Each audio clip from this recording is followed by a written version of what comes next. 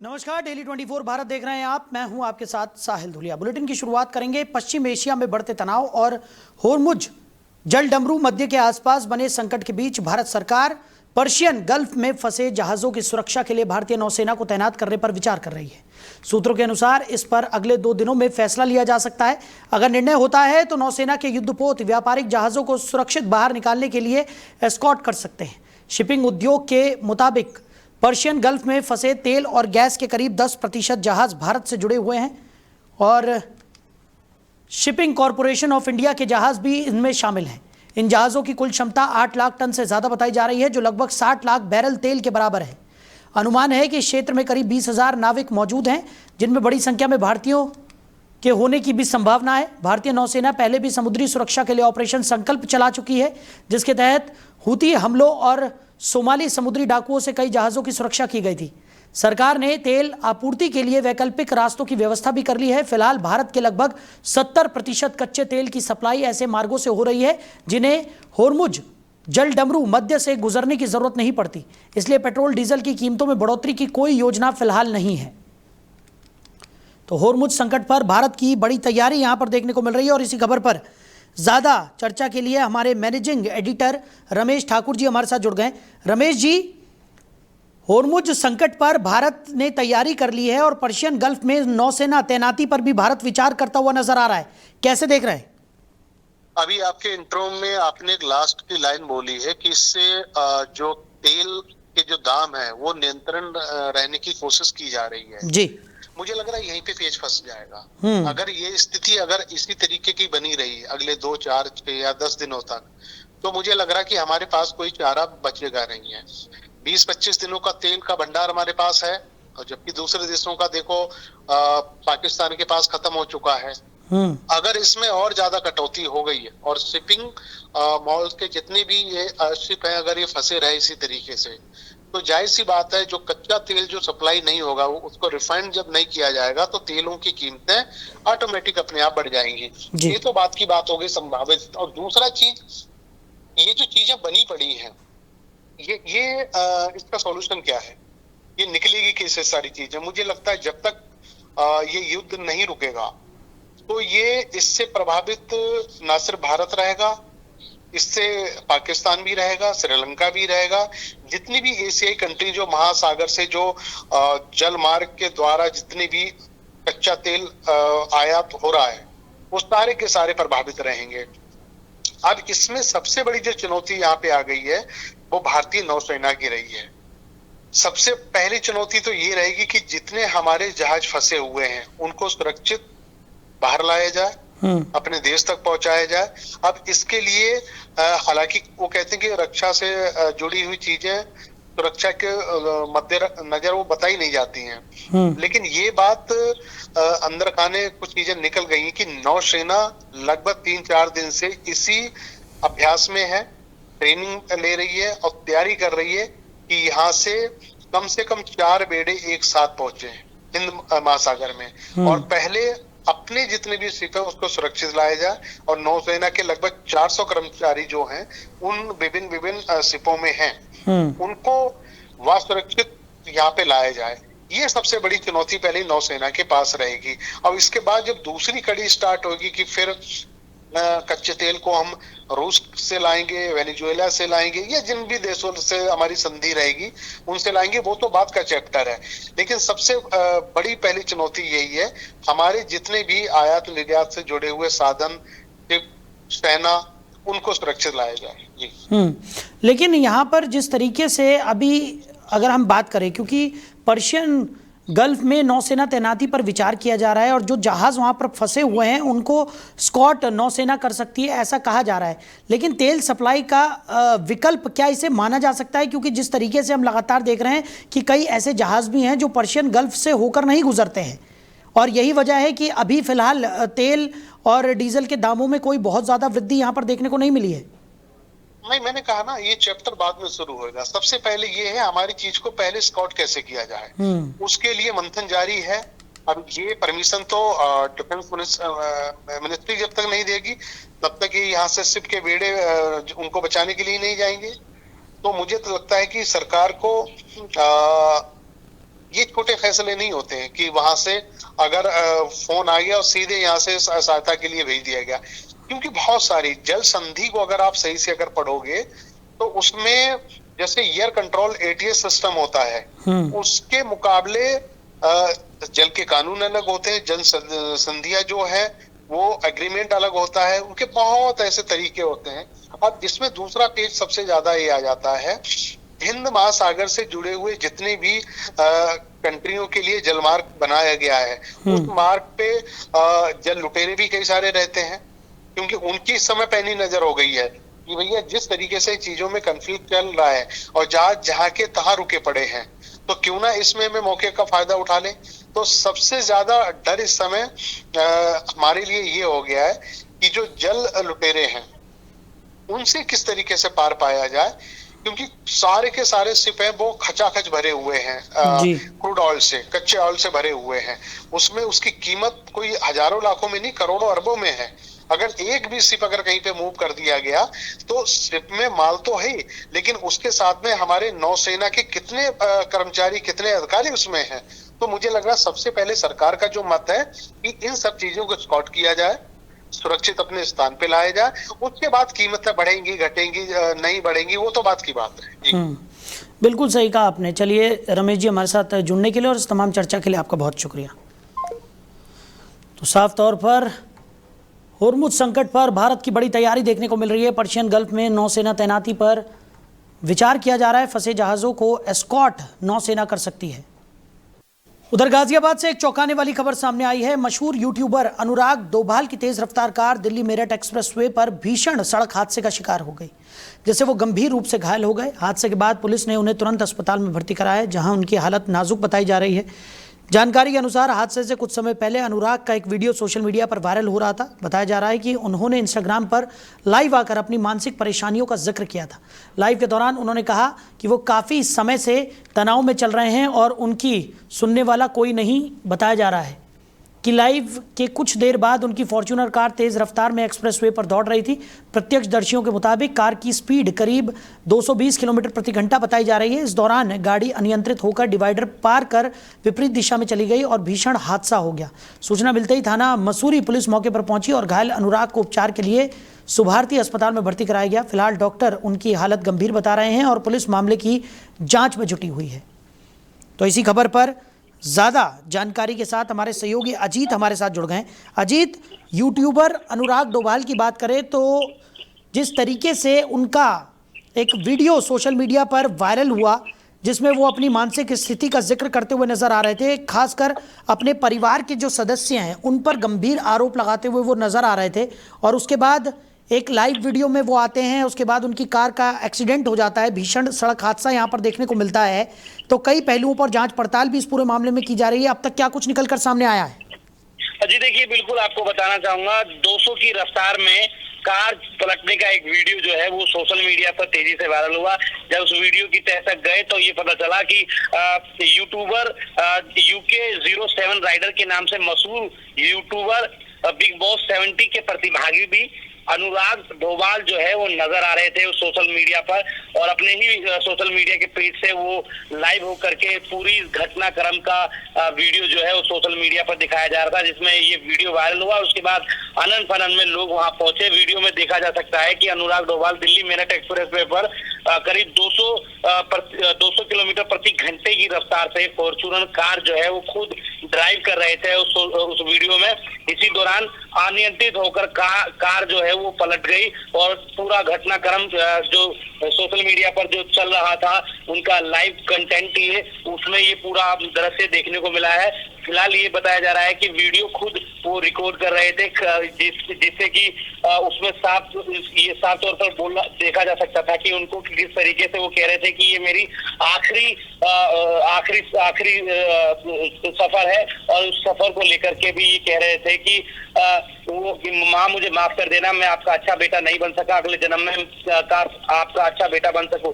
तो ये सारी प्रतिक्रियाएं सामने आ रही थी, जिसके बाद मसूरी पुलिस मौके पर पहुंची है और उसके बाद उनको वहां से घटनाक्रम से उनको वहां से सुरक्षित उनको कोशिश की गई कि सुरक्षित उनको वहां से निकाला जाए, और उसके बाद अनंत फनन में स्थानीय अस्पताल में उनको भर्ती कराया गया है, जहां पर उनका उपचार चल रहा है। हालांकि इस पूरे घटनाक्रम के पीछे की जो कारणों का जो कारण है, वो जानकारी के मुताबिक ये देखा जा रहा है कि इनके ही किसी के सदस्य के साथ कोई मतभेद जो है वो सोशल मीडिया के माध्यम से कई दिनों से ये कहने की कोशिश कर रहे थे, बताने की कोशिश कर रहे थे, और उसके बाद इतना जो बड़ा घटनाक्रम है, इतना बड़ा जो कदम इन्होंने उठाया है, ये एक बहुत ही दुखदाई है। हालांकि जो उनके जो फैंस हैं वो सोशल मीडिया पर ये देखते हुए नजर आ रहे थे कि मत करिए, रुक जाइए, आपको हमारी कसम है। इस तरीके की प्रतिक्रियाएं भी सामने देखी गई। उसके बाद आनंद फानंद में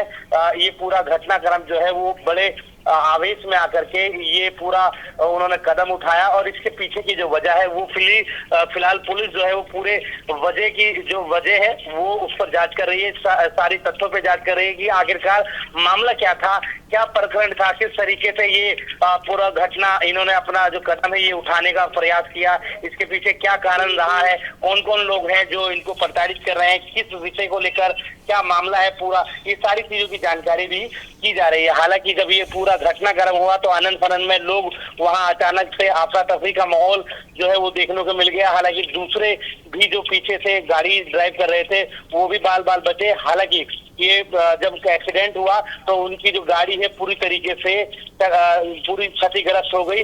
हालांकि गाड़ी और यूट्यूबर अनुराग डोभाल को अस्पताल में ले जाया गया है, और स्थानीय पुलिस जो है वो सभी पहलुओं पर जांच कर रही है। वहां उनका इलाज चल रहा है, खतरे से बाहर बताया गया है उनको।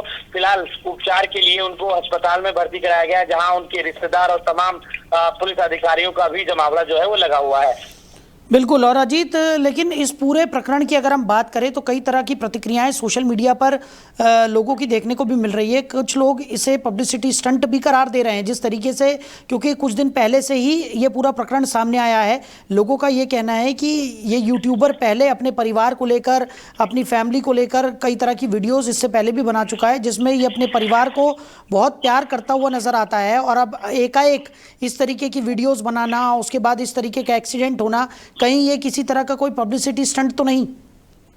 देखिए, मैंने आपको वही बताया कि पुलिस जो है वो सभी तथ्यों पर जांच कर रही है। आखिरकार इनका क्या कुछ कारण रहा, क्यों इन्होंने करा, क्योंकि आप हमेशा देखते होंगे बड़ी चीजों से प्रेरणा जो है वो जो दर्शक होते हैं, जो फैंस होते हैं, बड़ी लोगों से, बड़े चीजों से वो सीखते हैं, वही कॉपी करते हैं, हीरो बनने की कोशिश करते हैं। तो अगर कोई एक्टर जो है वो उनकी एक्टिंग जो पसंद आ जाती है तो उनकी कॉपी करने की कोशिश करते हैं। तो एक बड़ा सवाल ये भी है कि अगर आप एक फेमस यूट्यूबर हो तो लोगों को क्या संदेश देने का प्रयास कर रहे हो, क्या लोग आपसे देख के क्या वो आहत नहीं होंगे, क्या वो इस तरीके के कदम जो है वो नहीं उठाएंगे? तो ये भी एक बहुत बड़ा सवाल उठता है, क्योंकि लोग जो है वो बड़ी संख्या में, बड़े लाखों में उनके फॉलोवर्स हैं, वो भी क्या उनको सीख मिली होगी, क्या उन्होंने प्रेरणा ली होगी? तो ये सारी बातें हैं जिसको लेकर के लोग भी जो है, उनके फैंस जो है वो सवाल उठा रहे हैं, और उन्होंने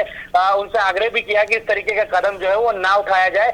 और कहीं ना कहीं ये एक बड़ी घटना होने से बच गई, और जिसके कारण अब उनका इलाज जो है, उपचार जो है वो चल रहा है। और फिलहाल पुलिस जो है उस सभी पहलुओं पर जांच कर रही है कि आखिरकार क्या वजह रही, क्यों इन्होंने इतना बड़ा जो कदम है वो उठाया।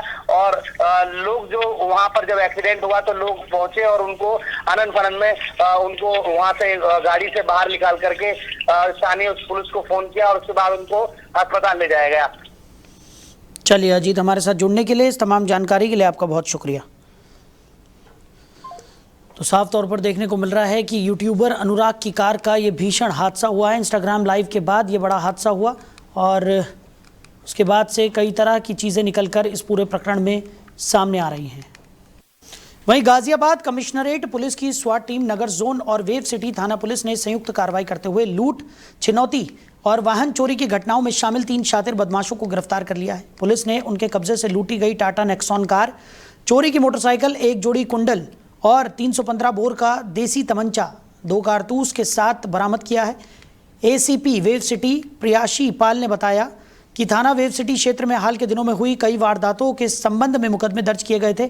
18 फरवरी 2026 को गुजरगढ़ी निवासी पवन बंसल की भाभी से बाइक सवार बदमाशों ने कुंडल छीन लिए थे। वहीं 26 फरवरी को राज कंपाउंड निवासी शिवम कुमार झा की टीवीएस स्पोर्ट्स मोटरसाइकिल चोरी हो गई थी। इसके अलावा 4 मार्च को फरीदाबाद निवासी किसलय कुमार से तमंचा दिखाकर टाटा नेक्सॉन कार और मोबाइल फोन लूट लिया गया था। घटनाओं के खुलासे के लिए पुलिस टीम लगातार आरोपियों की तलाश कर रही थी। शनिवार को बमहेटा से गिरधरपुर मार्ग पर चेकिंग के दौरान सूचना के आधार पर पुलिस ने राजपूत, दर्शन और अजय को गिरफ्तार कर लिया। आरोपियों ने पूछताछ में कई वारदातें कबूल की है। फरार साथियों की भी तलाश लगातार जारी है।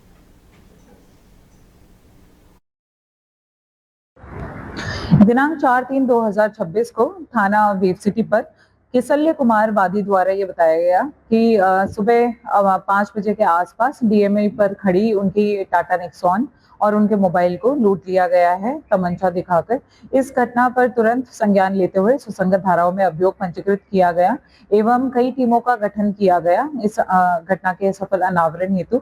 इसमें डीसीपी सर की स्वाट टीम भी सम्मिलित थी और आज इस घटना का सफल अनावरण करते हुए 3 अभियुक्तों को गिरफ्तार किया गया है, जिनका नाम राज, दर्शन और अजय है। इसमें से दर्शन के ऊपर पूर्व से भी मुकदमे हैं और इनके पास से चोरी की गई नेक्सॉन गाड़ी और एक चोरी की गई बाइक और अवैध तमंचा और लूटी गई कुंडल सब बरामद हुए हैं। अब इनके साथ अग्रिम वैधानिक कार्रवाई की जा रही है। वहीं मुजफ्फरनगर के बुढ़ाना कोतवाली क्षेत्र के बिराल गांव में ट्रैक्टर पलटने से एक युवक की दर्दनाक मौत हो गई। मृतक की पहचान 40 वर्षीय रवि के रूप में हुई है। बताया जा रहा है कि रवि हाईवे से नीचे उतरते समय ट्रैक्टर असंतुलित होने के कारण पलट गया, जिससे वो गंभीर रूप से घायल हो गया। मौके पर मौजूद लोगों ने उसे संभालने की कोशिश की, लेकिन तब तक उसकी मौत हो चुकी थी। घटना के बाद गाँव में कोहराम मच गया और परिजनों का रो रो कर बुरा हाल है। ग्रामीणों ने इस हादसे के लिए NHAI को जिम्मेदार ठहराते हुए आरोप लगाया कि हाईवे से नीचे उतरने के लिए सुरक्षित रास्ता नहीं बनाया गया है। ग्रामीण इस समस्या को लेकर पहले भी धरना दे चुके हैं। सूचना मिलने पर पुलिस मौके पर पहुंची और शव को कब्जे में लेकर पोस्टमार्टम के लिए भेज दिया गया। पुलिस मामले की जांच पड़ताल में जुट गई है। आगे बढ़ते हैं, रुक करते बड़ी खबर का। संपूर्ण समाधान दिवस में सहारनपुर मंडल आयुक्त पहुंचे और संपूर्ण समाधान दिवस में डॉक्टर रुपेश कुमार ने भी शिरकत की। डॉक्टर रुपेश कुमार को गार्ड ऑफ ऑनर के तहत सलामी भी दी गई। आपको बता दें कि संपूर्ण समाधान दिवस में फरियादियों की समस्याएं भी सुनी गई। संपूर्ण समाधान दिवस के बाद तहसील का निरीक्षण भी किया गया। मुजफ्फरनगर की खतौली तहसील में आयोजित संपूर्ण समाधान दिवस में सहारनपुर मंडल आयुक्त डॉक्टर रुपेश कुमार पहुंचे। इस दौरान उन्हें गार्ड ऑफ ऑनर देकर सलामी दी गई। कार्यक्रम में जिलाधिकारी उमेश मिश्रा भी मौजूद रहे। मंडल आयुक्त ने संपूर्ण समाधान दिवस में पहुंचे फरियादियों की समस्याएं सुनी और संबंधित अधिकारियों को उनके जल्द समाधान के निर्देश भी दिए। उन्होंने अधिकारियों से कहा कि जन समस्याओं का निस्तारण प्राथमिकता के आधार पर और पारदर्शिता के साथ किया जाए। कार्यक्रम के बाद मंडल आयुक्त डॉक्टर रुपेश कुमार ने तहसील कार्यालय का निरीक्षण भी किया। निरीक्षण के दौरान उन्होंने रिकॉर्ड व्यवस्था, साफ सफाई और कार्यालय की कार्यप्रणाली का जायजा लिया। साथ ही अधिकारियों को आवश्यक दिशा निर्देश देते हुए भी नजर आए। वहीं नोएडा में एक बार फिर तेज रफ्तार का कहर देखने को मिला। थाना फेज 2 क्षेत्र के सेक्टर 82 स्थित विवेक विहार सोसाइटी में एक तेज रफ्तार इलेक्ट्रिक कार अनियंत्रित होकर सोसाइटी के अंदर खड़ी कई गाड़ियों से जा टकराई। टक्कर इतनी जोरदार थी कि कई वाहन बुरी तरह क्षतिग्रस्त हो गए। बताया जा रहा है कि तेज रफ्तार ईवी कार अचानक नियंत्रण खो बैठी और सीधे पार्किंग में खड़ी गाड़ियों में जा घुसी। हादसे के बाद कार कई मीटर दूर जाकर रुकी। घटना के समय आसपास कोई मौजूद नहीं था, जिससे बड़ा हादसा टल गया। पूरी घटना सोसाइटी में लगे CCTV कैमरे में कैद हो गई। सूचना मिलने पर पुलिस मामले की जांच में जुट गई है और वाहन चालक की पहचान करने का प्रयास किया जा रहा है।